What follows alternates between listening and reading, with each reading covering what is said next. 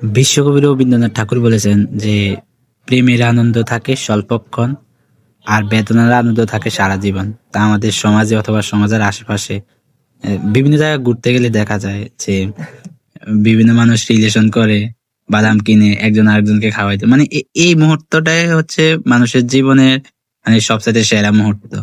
কিন্তু যখন সে রিলেশন করার পর বিয়ে করে অথবা মানে বিয়ে করে, মানে কোনোভাবে তো বিয়ে করে, বিয়ে করার পর তাদের ওই রকম সম্পর্ক থাকে না আসলে।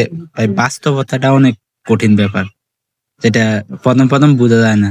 এটা আবেগের বশে করে, কিন্তু প্রথম প্রথম বোঝা যায় না। বাস্তবতা অনেক কঠিন জিনিস। টাকা পয়সা পকেটে না থাকলে যে প্রেম ভালোবাসা ওই দরজা দিয়ে পালায়, কথায় আছে না, এরকম বাস্তবতাটা অনেক কঠিন। তাই নিজেকে বাস্তবতা বোঝাতে হবে।